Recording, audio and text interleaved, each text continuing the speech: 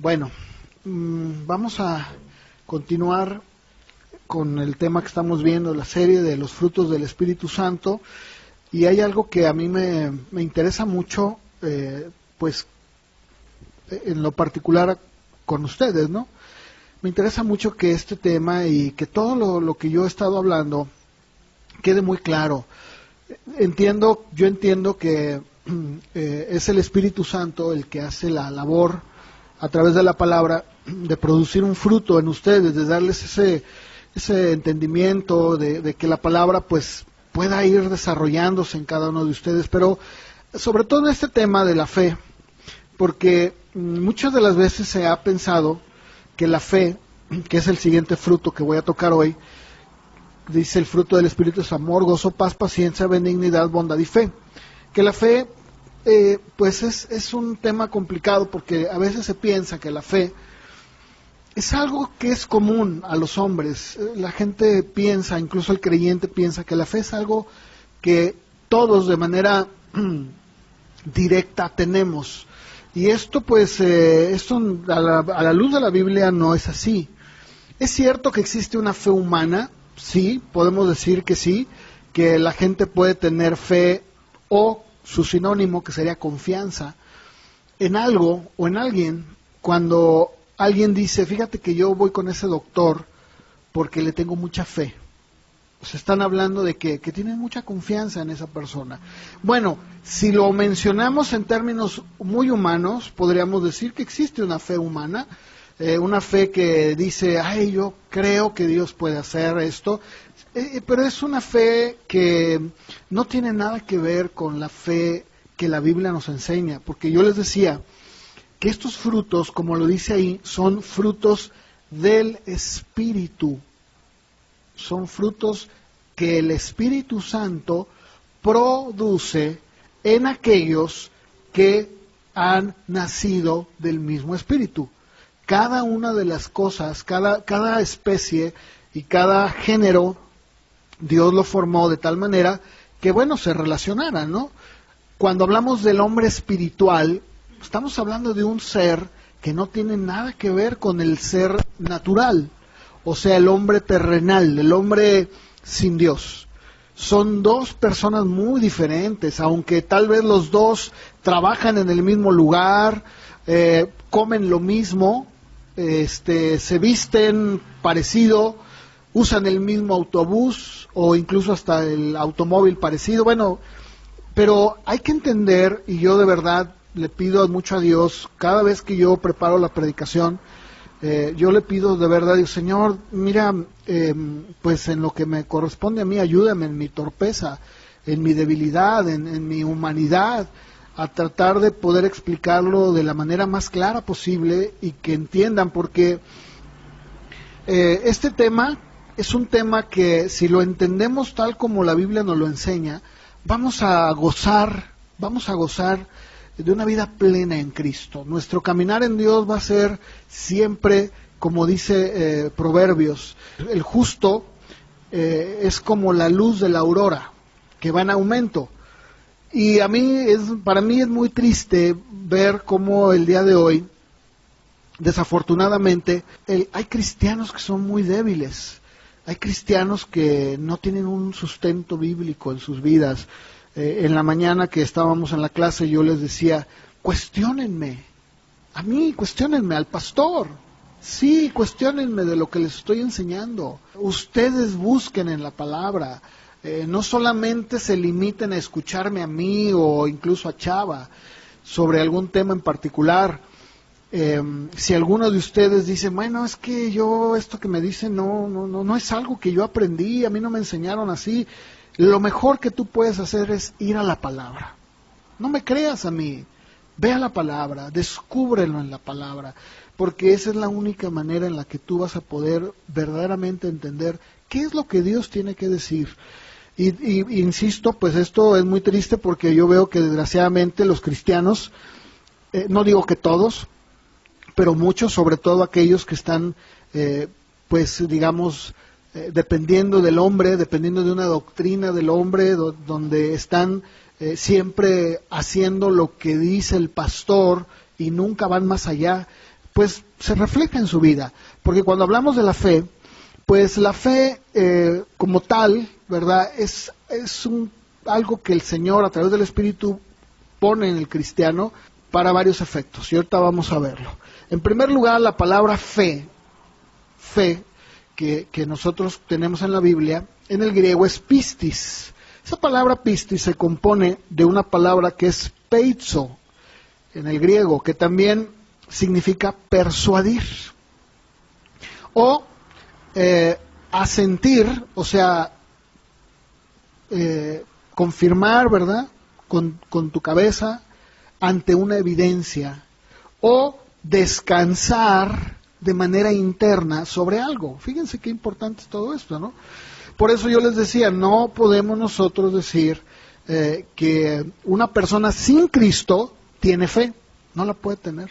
Puede tener fe humana, bueno, sí podemos decirlo, ¿no? Pero esa fe que de verdad reposa, que descansa, esa fe que está convencido, que le da una convicción, porque también de manera primaria, este verbo, o esta palabra, perdón, nos habla de una firme persuasión, de una convicción, fíjense, una convicción que está basada en lo que ha escuchado. Fíjense qué importante. También significa credibilidad. Específicamente, cuando alguien confía en Cristo para salvación.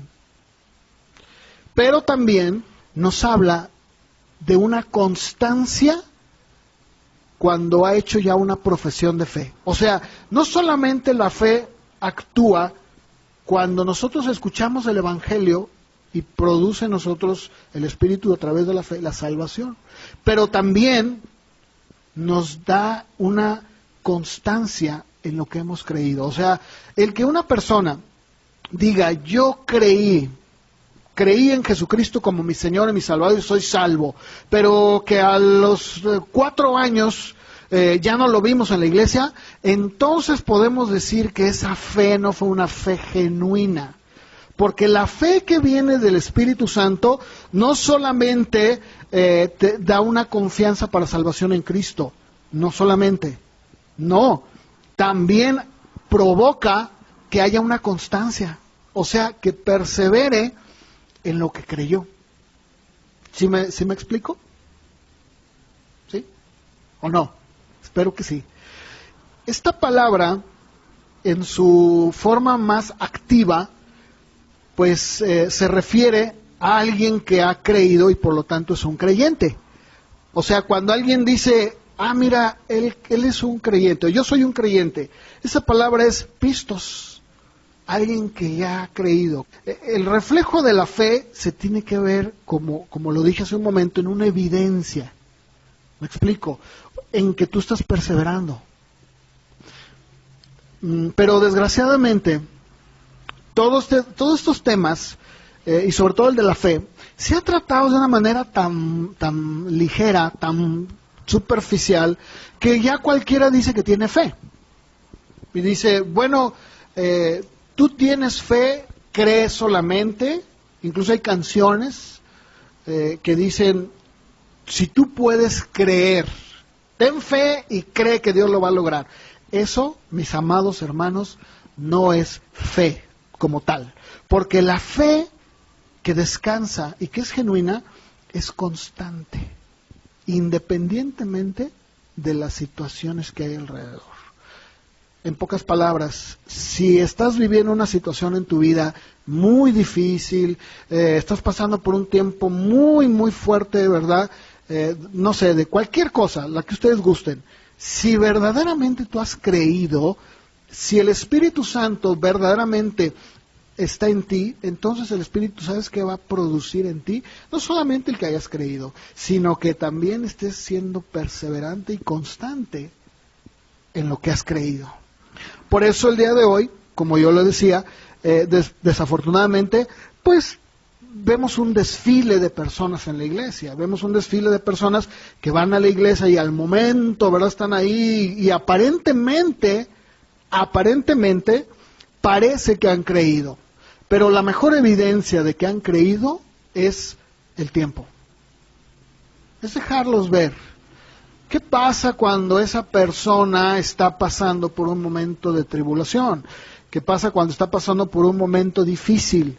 Pero no solamente eso, sino también cuando le va bien, porque saben que no nada más se alejan cuando les va mal. Hay personas que se van de la iglesia cuando les va muy bien.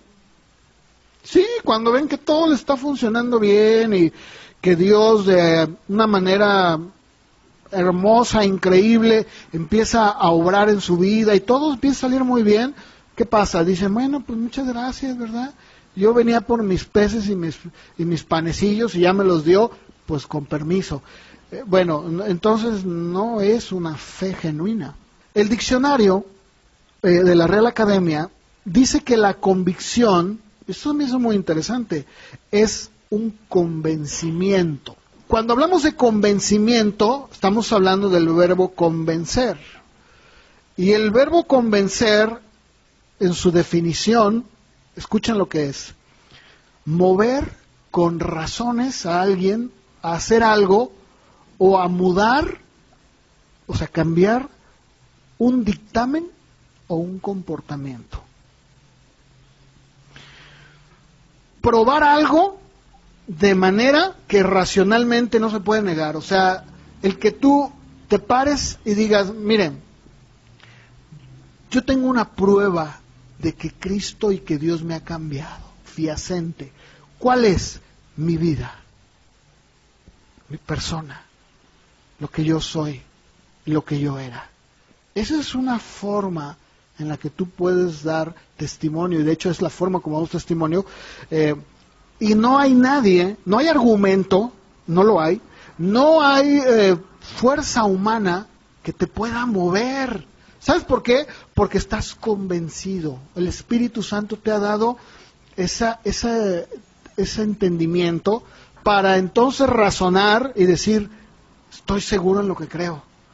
Esa fe fue la que llevó a los mártires y a los discípulos, en este caso ya después como apóstoles, a dar su vida por Cristo.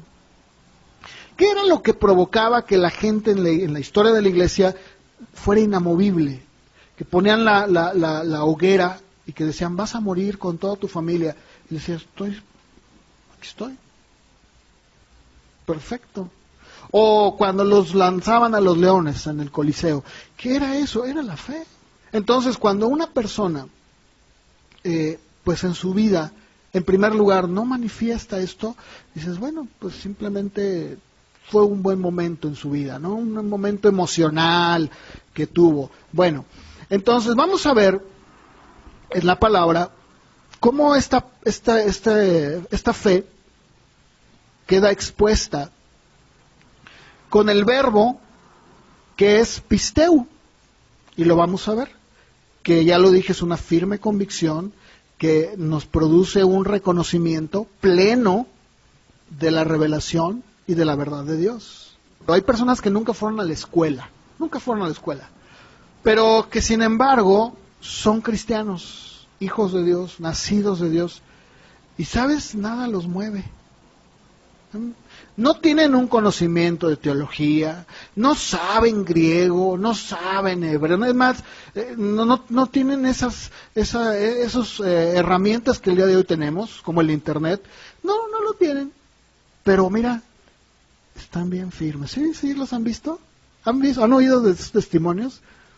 Yo, por ejemplo, recuerdo que en alguna ocasión estuve en Tamaulipas ayudando a un grupo de americanos que vinieron a México a levantar iglesias, construir edificios de madera.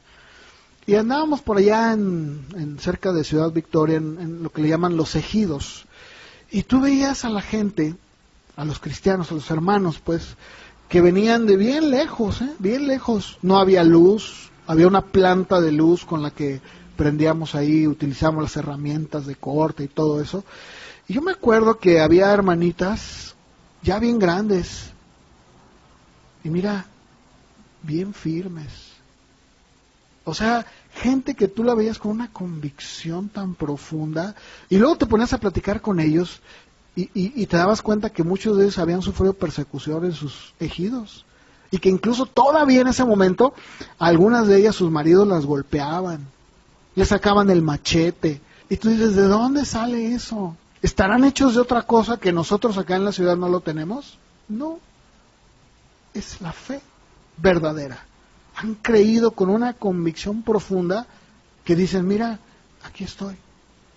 Y yo recuerdo que muchas de estas hermanas y hermanos, pues tú volteabas a ver al ejido y eran unas cuantas casitas, tú te acuerdas, ¿verdad? Tú llegaste a ir. Y eran unas casitas tan sencillas, eran pues no era paja, pero era como carrizos. Tú los veías y eran personas que algunos vivían ahí, pero otros venían de kilómetros, sí, y con el niño acá atrás envuelto, y los veías ahí y dices, Dios mío, ¿qué sucede? ¿Será que acá nos llueve de otra manera o qué, verdad? O sea, ¿será que se divide o qué pasa, no?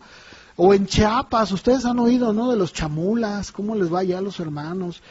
Bueno, eso es, y así debería de ser con nosotros. Es más, así debe de ser con nosotros si verdaderamente somos hijos de Dios. Vamos a Colosenses, por favor, capítulo 1, en el verso 21, y vamos a ver cómo el apóstol Pablo nos habla precisamente de cómo nosotros ahora, por la fe, o más bien la fe produce en nosotros, más que declarar y pedir un carro del año, ay, yo por fe creo que voy a ser gerente de la empresa. No, mira, esto no tiene nada que ver con esas cosas humanas. Por eso yo les dije, existen dos personas, el hombre natural, animal, diabólico, o sea, el terreno, y el hombre espiritual. Y sabes que el hombre espiritual lo menos que está pensando es en pedir una piscina o una Cherokee del año. Lo menos que está pensando. Fíjense lo que dice Pablo en el verso 21. Y a ustedes también que eran en otro tiempo eran extraños, enemigos de su mente, haciendo malas obras, ahora los ha reconciliado en su cuerpo de carne por medio de la muerte, para presentarlos santos y sin mancha e irreprensibles delante del... Miren, yo les animo a que ustedes en su casa hagan un estudio de esto que está diciendo Pablo. Créeme, o sea, no es así como que, ay, verdad, el hermano nomás entra... No, ustedes también lo pueden hacer, cualquiera. O sea, esto no es exclusivo de nadie. Pero madre, qué riqueza tan grande. Pero bueno, como no es el tema, vamos a seguir.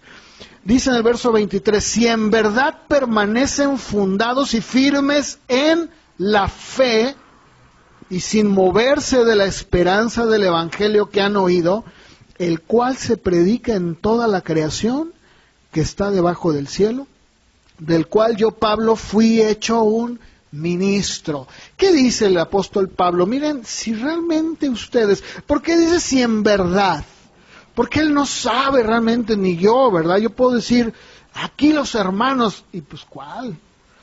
No, bueno, dice, sí, otra vez, ¿cuál es la evidencia de que realmente has creído? ¿Cuál es la evidencia de que tú eres un hijo de Dios? Pues muy fácil, ahí lo dice.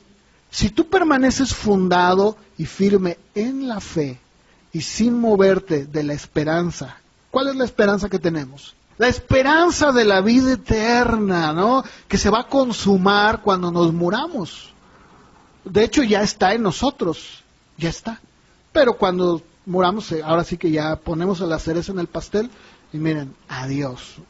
Fíjense, aquí lo está diciendo de manera muy clara, ¿verdad? Muy clara. Pero no es lo único. Miren, vamos a Romanos 5:1, porque son textos que ustedes ya deberían de saber y que yo de verdad le pido a Dios que los guarden de memoria, para que cuando a tu vida vengan situaciones, ¿verdad? Porque pueden llegar, ya hablábamos nosotros que de hecho hay momentos en los que el creyente es sacudido, pues sí, pero que todas estas palabras, estas escrituras que el Señor nos dejó, puedan en ti provocar esa firmeza y decir, Señor, tengo esa fe, que cuando me veo que las cosas están como que no muy claras, yo puedo recurrir a la palabra y sostenerme por esa fe que tú me has dado, porque dice ahí Romanos 5:1, justificados pues por la fe, tenemos paz para con Dios. Yo hablé de la paz también, por medio de nuestro Señor Jesucristo, por quien también tenemos entrada por la fe a esta gracia,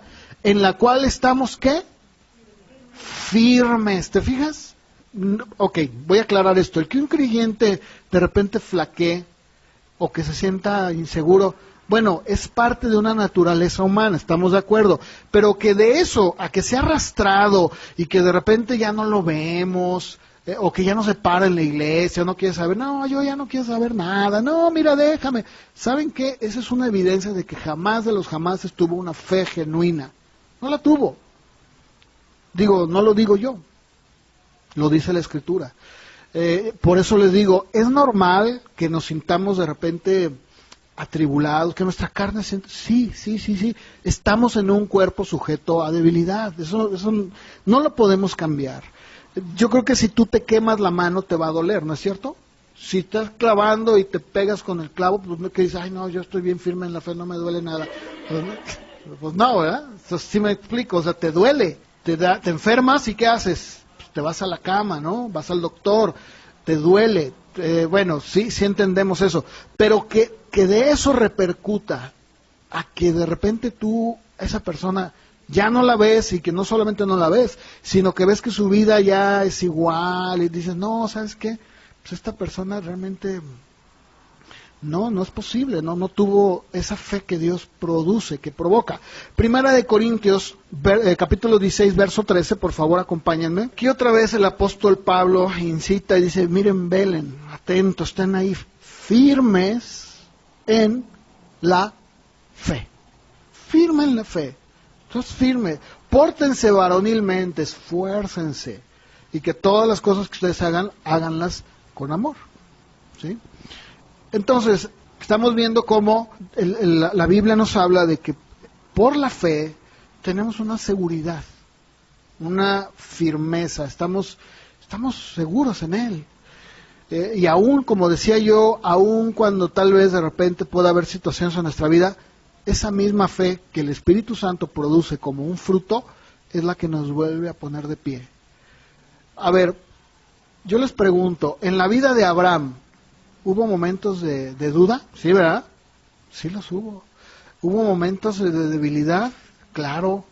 Pero sin embargo, díganme, ¿qué sucedió con él? ¿No dice la Biblia que a él se le llamaba el padre de la fe? No sé, pero a mí la historia de Abraham se me hace una vida, no sé a cuántos les gusta, pero a mí me gusta leerla mucho, la historia de Abraham, porque nos muestra al verdadero creyente así en su forma, ¿no? Con errores, con debilidades, pero si ustedes se dan cuenta, siempre entendiendo y estando firme. Bueno, vamos a llegar a eso más adelante, no me quiero adelantar.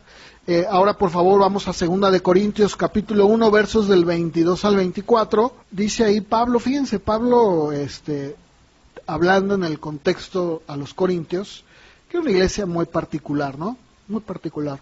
Pero sin embargo dice, miren, Dios, lo que yo hablaba en la mañana en la clase, Dios nos ha sellado, o sea, Dios conoce quiénes son de Él.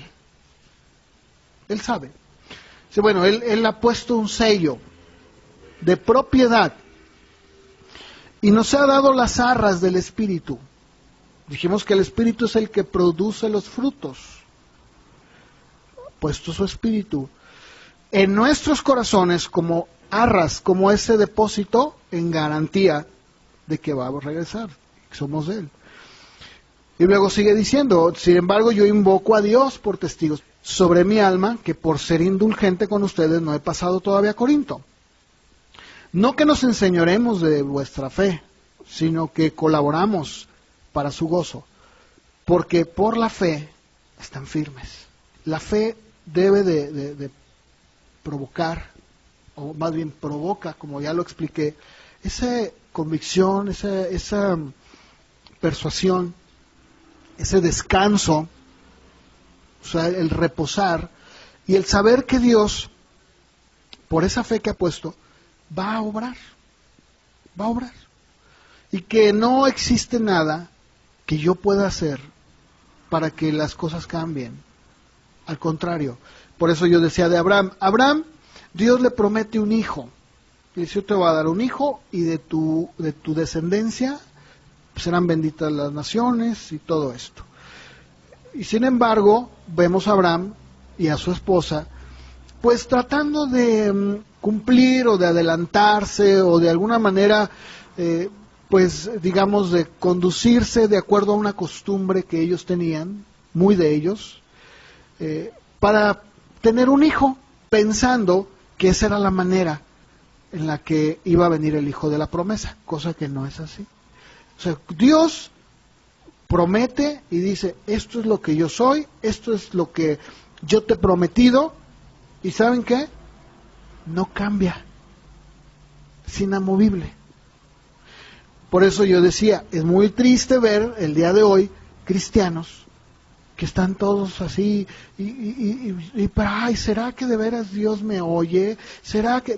No, es que no podemos nosotros conducirnos, y ahorita lo vamos a ver en la Escritura, nuestra vida no la debemos de conducir sobre un sentimiento, sobre lo que yo creo que es. Si la palabra de Dios lo dice, Dios no miente, porque Dios no es hombre, no es como nosotros. Por eso es importante que ustedes tengan siempre un concepto muy alto de Dios. O sea, que a Dios siempre le den el lugar que le corresponde. Nunca jamás pensemos que Dios es un igual que nosotros, nunca jamás. Él es Dios, nosotros no, somos sus hijos, pero tenemos un lugar, Él tiene un lugar sublime, alto. No significa que por eso no podamos tener acceso, al contrario, somos sus hijos, pero siempre entendiendo que Dios no cambia, Dios no cambia. Nunca jamás va a cambiar. Y esto yo lo digo y lo insisto mucho porque yo lo sé, que el día de hoy sí se enfatiza, bueno, pues mira, tú dile a Dios esto y Él no, Dios jamás va a cambiar, no va a cambiar. Él ha dicho, yo estoy contigo, no te dejaré, no te desampararé, es un hecho, es una realidad, así es. A pesar de que todas las circunstancias a mi alrededor se tornen adversas, difíciles, en contra, Él ha prometido. Y la fe nos hace estar firmes, convencidos de que así es. Aun cuando mi carne me diga lo contrario. ¿Sí me están entendiendo, verdad? Bien. Vamos a Efesios 4, por favor, verso 11. Y quiero decirles que la palabra fe, como la encontramos aquí en la Biblia, por la definición que tiene esta palabra, muchas veces tiene, por el contexto de la Escritura, tiene un significado muy distinto. Por ejemplo, en algunas ocasiones la Biblia habla acerca de la fe para creer, ¿no? La fe que produce creer en Dios. Pero en otras, cuando habla de fe, está hablando de la doctrina que creemos, o por la palabra ley. La palabra ley se aplica tanto para la ley de Dios, como para también la ley del Espíritu, como también se aplica para otro tipo de leyes. La ley humana, terrenal. Bueno, es importante entender eso. Ahora, ¿cómo puedo saber de qué fe está hablando? Bueno, pues muy fácil, el contexto me lo dice. Porque a veces la gente dice, ay, aquí está diciendo que nuestra común fe. Cuando dice nuestra común fe, ¿a qué se refiere? Que creemos lo mismo. No está hablando de que, a ver, todos pónganse igual y vamos a creer. Ay, todos estamos en fe. No está hablando de eso. ¿Sí me entienden, verdad? Lo explico pues porque de repente ustedes al leer la Biblia se van a encontrar y van a decir, pero aquí, ¿de qué está esa fe? Esa fe que cree que, bueno, aquí está hablando de la doctrina, de lo que tú crees y que incluye todo lo que es nuestra fe. ¿Sí me explico? Por ejemplo, aquí nosotros podemos decir, estamos en un mismo espíritu. Eso no significa que todos son Luis, ¿verdad que no? Un mismo espíritu no quiere que todos son igualitos que el pastor, no. Quiere decir que compartimos un mismo espíritu, el Espíritu de Dios. Estamos en común, pensando lo mismo. Aquí en Efesios, en el verso 11, dice, y él mismo, hablando Pablo acerca de los ministerios, dice, constituyó a unos apóstoles, a otros profetas, a otros evangelistas, a otros pastores y maestros, a fin de perfeccionar a los santos para la obra del ministerio, para la edificación del cuerpo de Cristo. Verso 13, hasta que todos lleguemos a la unidad de la fe y del conocimiento del Hijo de Dios, a un varón perfecto, a la medida de la estatura de la plenitud de Cristo. Ahora yo quiero centrar mi atención en el verso 12, donde nos dice que Cristo constituyó ciertos ministerios dentro de la iglesia, aunque no es el tema, no lo voy a tratar así de manera personal cada uno de ellos, no, más adelante, ¿por qué no? Sí, de hecho, terminando esta serie, primero Dios, quiero hablar sobre qué es la iglesia. Yo sé que todos ya saben qué es la iglesia, y no, pues la iglesia somos todos, pero yo quiero hablar, por ejemplo, ¿qué es la iglesia? ¿Cómo está formada la iglesia? ¿Qué gobierno debe tener la iglesia? ¿Cómo se desempeña ese gobierno? A veces pareciera muy fácil el decir, bueno, yo sé, pues la iglesia pues somos todos nosotros. ¿Y quién es la autoridad en la iglesia? El pastor. No, no es cierto, el pastor no es la autoridad. El pastor es una persona que Dios ha puesto para ejercer un gobierno, sí, pero no es la autoridad. La autoridad es ¿quién? Cristo, Él es la cabeza. Y eso lo vamos a ir viendo poco a poco porque Pablo nos describe a la iglesia y a Cristo como un cuerpo. Y no es una casualidad. ¿Por qué no utilizó otro ejemplo? ¿Por qué no utilizó otra analogía? Decir, bueno, ¿por qué voy a hablar de la iglesia como pues unos granos de arroz? Como ovejas. Bueno, aunque la Biblia habla de ovejas y el rebaño, pero ¿por qué no utilizó otro ejemplo? Lo vamos a ver y es bien interesante porque cuando Pablo habla del cuerpo, lo vamos a ver, en primer lugar nos habla de la cabeza, que es Cristo. Pero vamos a ir viendo cómo la cabeza, ustedes ya lo saben, la cabeza tiene una función muy importante, porque dentro de la cabeza se aloja algo que se llama cerebro. Y el cerebro, ¿verdad?, coordina los movimientos incluso extrasensoriales, sensoriales de los sentidos. Lo vamos a ver, y van a ver cómo de verdad es tan interesante ver, porque el cuerpo no solamente son los miembros, también el cuerpo está formado de una parte interna, ¿cierto o no? ¿Verdad?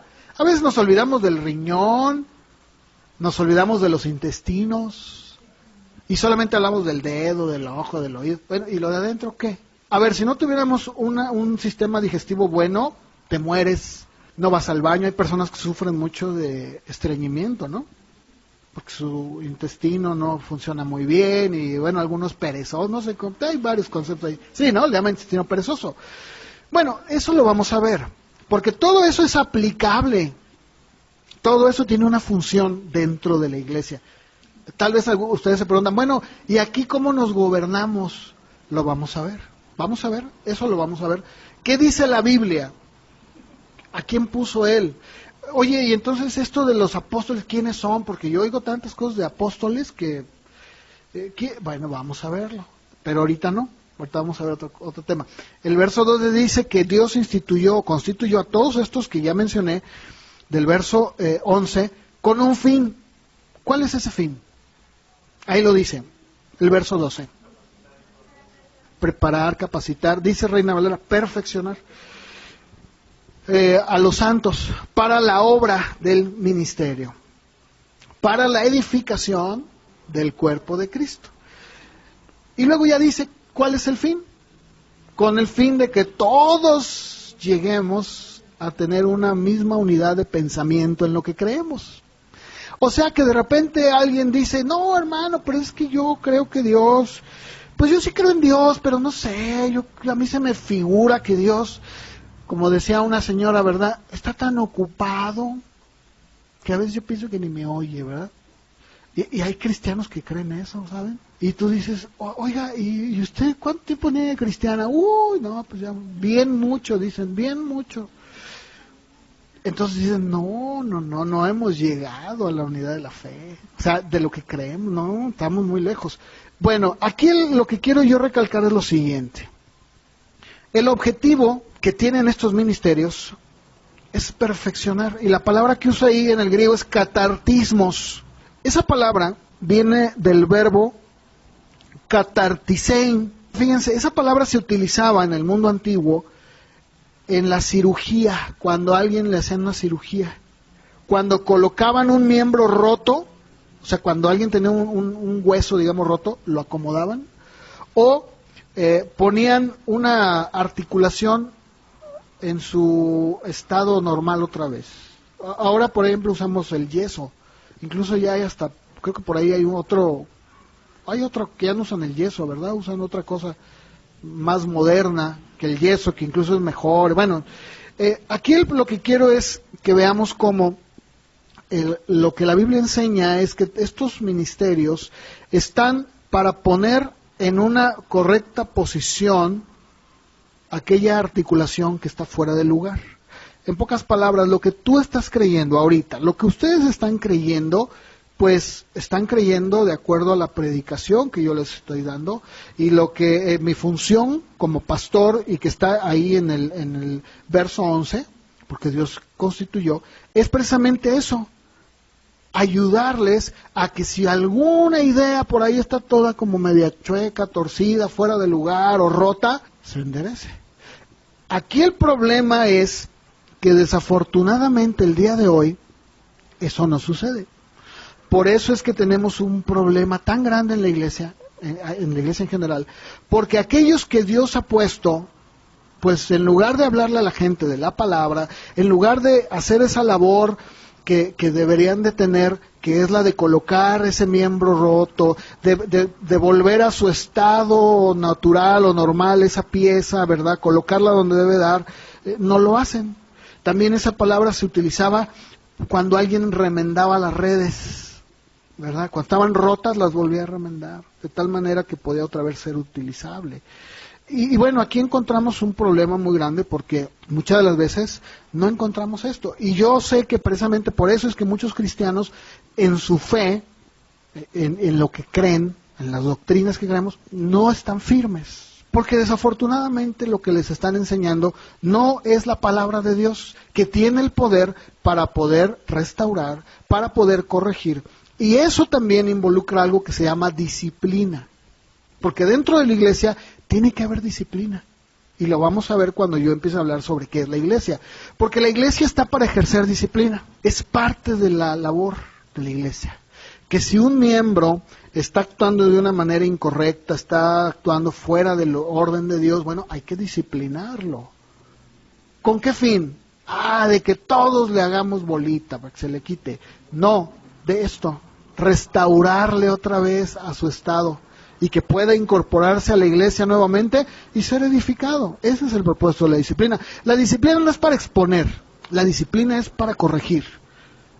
Ahora, debo de decir algo, ahorita que dije esto, parte de la disciplina muchas de las veces sí es el exponer en el sentido de hablar y decir, miren hermanos, tuvimos que, o se tuvo que hablar con persona tal, ¿verdad?, de acuerdo a lo que la Biblia nos enseña, y pues no quiere corregirse, entonces yo quiero que ustedes sepan, ahí se expone, sí, porque es parte de la disciplina. Pero en primera instancia dijo Jesús, ve y habla con él, ¿se acuerdan? Luego lleva 2 testigos, y luego ya al final dice, si no lo oye, entonces sí exponlo. Y ahí es donde muchas veces en la iglesia dicen, ay, qué malo es el pastor, ay no, pobrecito, ¿por qué hizo eso? Pues total, ¿verdad? Le hubiera dicho acá, no, miren, yo en lo personal, y ustedes, los que están conmigo ya de tiempo atrás, saben que yo tuve que exponer a algunos. Lo expuse y dije, hermanos, fulano, sultán, pagano, se fueron, no están aquí por esto y esto y esto. Pero nunca jamás lo hice en primera instancia, nunca, nunca. Yo primero traté el problema de manera personal, con testigos, y después de ver que se seguía con esa actitud, bueno, yo tengo que decirte, ¿sabes qué? Aquí no puedes estar. Esto no es tu lugar. Y yo quiero que eso lo vayan entendiendo ustedes. ¿Por qué? Porque es parte de la vida de la iglesia. Y sobre todo cuando estamos hablando de la fe, tenemos que también llegar a ese punto todos, en donde podamos analizar y decir, no, ¿sabes qué? Es sano, es bueno. Sí están de acuerdo, sí me van entendiendo, ¿verdad? Y que el día de mañana no se sorprendan. Porque bueno, también debo decir, no se trata de que de cualquier cosa va uno a exponer, ay fulanito, no, bueno, errores los tenemos todos, ¿no? Pero lo que sí es importante es que entonces entendamos lo que es esto. La fe entonces nos va a llevar también de una manera práctica a que a todos creer que lo mismo, ¿me entienden? Puede ser que cada uno tenga un desarrollo muy personal, sí, es cierto. Algunos entienden las cosas, las verdades de Dios de una manera más lenta, pero de eso a que ande cada quien creyendo lo que cree, no. Debemos todos de llegar a un mismo sentir, a una misma idea de pensamiento. Decir, no, mira, la Biblia enseña esto. Mira, yo tengo poco o tengo mucho, no sé, pero una cosa sí he visto, que a la luz de la palabra nos enseña que la fe nos provoca estar firmes, sí, pero también nos provoca que tener un mismo sentir, creer lo mismo. Por eso, no lo digo a manera de como de jactancia, no, la verdad que no, pero sí debo de decir algo, que si las iglesias de casa de oración hasta hoy tienen muchos errores, pero dentro de los errores se han destacado por predicar la sana doctrina. O sea, decir, no, mira, esto es lo que la palabra enseña. Y muchas veces han sido atacadas, sí, es cierto. ¿Por qué? Pues porque dicen, es que ahí no tienen amor, no quieren a la gente, no ayudan a nadie. No es cierto eso. Lo que pasa es de que todos estamos en la fe, caminando, creciendo, y tenemos una misma unidad de pensamiento. O sea, ¿qué es lo que creemos? Lo que la palabra enseña. Entonces de repente viene gente de otras iglesias, y ven y dicen, no, ahí no me gusta, no, son bien duros, no, ahí el pastor es bien duro. No, es que esto es lo que la palabra de Dios enseña. Y tenemos que llegar todos a esa unidad de fe. Número 2, la fe también nos provoca una rendición personal hacia Dios. Si una persona dice que tiene fe y que el Espíritu Santo está provocando esa fe, es porque está rindiendo su vida a Dios. O sea, no es posible que alguien diga, no, yo sí creo y tengo la fe que Dios da, pero no se somete a Él. ¿Me entienden? No es posible. Entonces, no, entonces tu fe, pues no sé cuál será, pero no es la fe de Dios. Eso no es la fe de Dios. Miren, vamos a Filipenses 3, por favor. Filipenses 3, verso 7. Fíjense, Pablo aquí está dando una declaración de su nueva vida, de lo que él es ahora. Dice, miren, cuántas cosas para mí eran ganancia. Sin embargo, dice, ahora las he estimado como pérdida.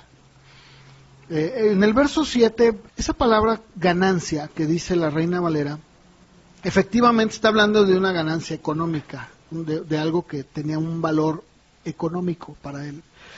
Si usted lee en el contexto, está hablando de lo que él era, su profesión, su conocimiento como fariseo, su raíz, su origen.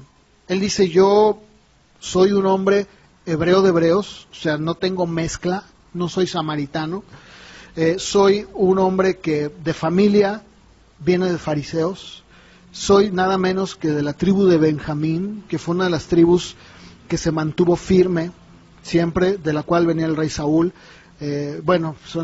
Todo esto es muy importante, pero sin embargo dice, pero todo esto que para mí era ganancia, que era de valor, que me hacía jactarme, que me hacía hacer así como que, uy, ¿verdad? Aquí está el gran Pablo.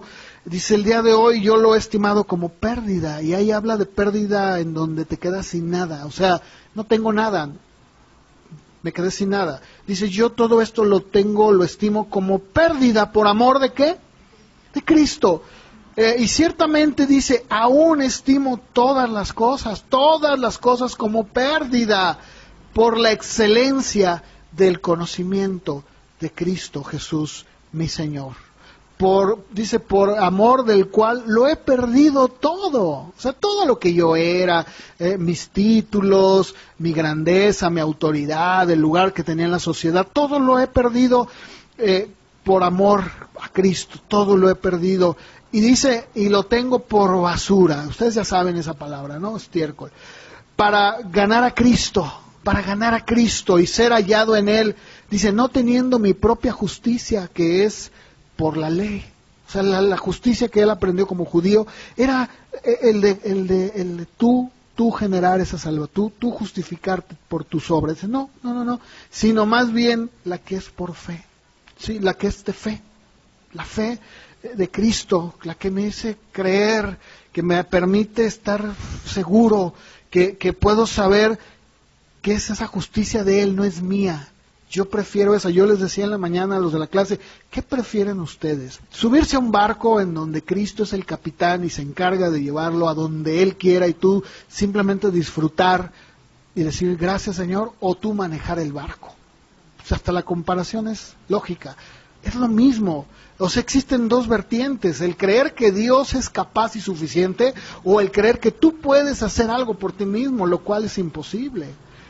Entonces, ¿qué está diciendo? Yo creo y me someto y sé y prefiero tener el creer, estar persuadido en esa fe de Cristo que me ha justificado y saber que puedo estar seguro en Él, que estar dependiendo de mi propia justicia como fariseo. Eso es algo bien importante. También vamos a ver 2 Corintios 5:7, porque saben que la fe que tenemos, que provoca el Espíritu Santo, es una fe que está inspirada en esa rendición diaria.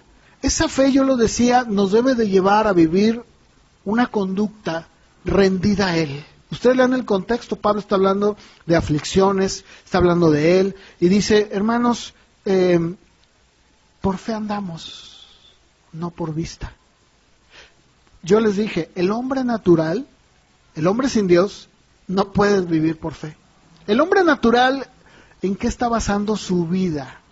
O sea, lo que va a venir, el progreso, los logros, ¿en qué la está basando?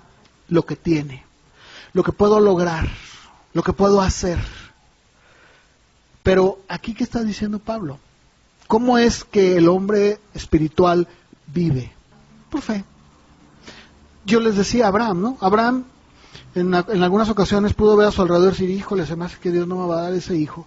Y sí, actuó de una manera fuera de ese orden, pero lo entendió, comprendió perfectamente bien. En Génesis 22, cuando el Señor le dice, ya su hijo era un joven, no era como un chamaquito de 12 años como nos sacan las películas, era un hombre ya grandecito, a Isaac, dice que Dios le dijo, ve y ofrécelo.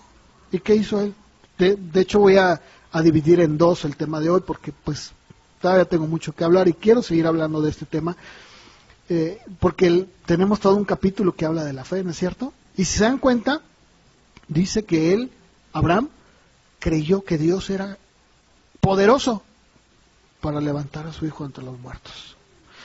Ahora, no estamos hablando de que entonces con la fe tú puedes creer y decir, ay no hermano, si se muere un miembro de tu familia, tú también como Abraham, no, es que esa no es la fe de Dios. Bueno, lo iré explicando poco a poco, si Dios lo permite y que me dé de verdad la gracia y el poder hacerlo. Bien, Romanos 1:17, por favor. Aquí Pablo está hablando del Evangelio, ¿ok? ¿Estamos de acuerdo? Pero sin embargo, no solamente dice que el creyente por la fe cree, sino que también su vida entera, completa, mientras está en la tierra, está rendida ¿en qué? En fe. Desde el principio hasta el fin. Desde el momento en que tú crees, bueno, que el Espíritu Santo te hace creer y viene esa fe por el oír la palabra de Dios. En ese momento empieza un camino de fe. Empieza con fe y termina con fe. José le dijo a sus hermanos, miren, cuando yo me muera, quiero que mis huesos me los saquen de aquí. Entiérrenlos allá, ¿verdad? En la tierra prometida, allá, porque esto no es mi lugar. ¿Qué estaba haciendo él? Fe. Sabía. ¿Y fue así o no? Sí, ¿verdad? Pasaron 400 años, pero llegó. Y así fue. Imagínate ir llevando el cuerpo, ¿no? Por el desierto, y ahí llevaban los restos de José, la momia, ¿no? Era una momia. Y al final, cuando reposó ahí, se consumó. ¡Qué tremendo! ¿No es cierto? Eso es fe. Pero no tiene nada que ver con eso que están diciendo de que la fe mueve montañas. Hermanos, Eso no tiene nada que ver con la fe de Dios, en lo absoluto. Y aquí, sin embargo, sí vemos cómo es un caminar, es un trayecto. Cada día de nuestras vidas somos fortalecidos en esa fe. Somos constantes en lo que hemos sido persuadidos, convencidos por el Espíritu, y nos produce esa fe que nos hace estar firmes. La semana que entra voy a continuar, porque pues no me gustaría quedarme a medias y tengo todavía mucho que hablar. Vamos a terminar con una oración. Pónganse de pie, por favor. Señor, gracias por este tiempo. Ayúdanos, Señor, a que pues tu Espíritu Santo nos recuerde, nos clarifique, Señor, cómo es nuestro caminar aquí en la tierra. Es en fe y lo produce el Espíritu Santo en nosotros. El saber que estamos persuadidos, convencidos, firmes, constantes y creyendo lo mismo, en la unidad de la fe, creyendo lo mismo. Padre, yo te pido que tú seas con cada uno, Señor, de mis hermanos, mis hermanas en sus vidas, que todo esto lo puedan llevar a la práctica, saber que de ninguna manera es imposible que las promesas, lo que tú eres, lo que tú has dicho, pueda cambiar. Eso es imposible. Y nos has puesto precisamente esta fe, como decía Pablo, porque así vivimos, en fe. Lo decía también el profeta Habacuc, el justo por la fe vivirá. Así es, Señor. Nuestra vida completa es en fe, persuadidos en ti. Que si hay alguna duda, o si alguien tal vez tenía alguna idea diferente, o está pasando por algún momento difícil, sepa que la palabra de Dios dice que por esa fe estamos firmes, seguros, y que lo que tú has dicho lo vas a cumplir. Igual con esta iglesia, tú tienes planes, yo lo sé. Probablemente no veamos muchas veces ese cumplimiento de manera inmediata como nosotros pensamos, pero eso, Señor, eso no nos incumbe. Nosotros estamos seguros creyéndote a ti, que tú eres el Señor de la iglesia, eres el que la dirige, y así a cada uno de nosotros como parte de esa iglesia. Gracias te doy, Señor, guarda a mis hermanos, sé con cada uno en sus trabajos, en la semana que va a empezar, y ayúdanos a seguir creciendo en la fe, o sea, en estas doctrinas, en ti, en todo lo que tiene que ver contigo, Padre. Te lo pido y te doy gracias en el nombre de Jesús. Amén.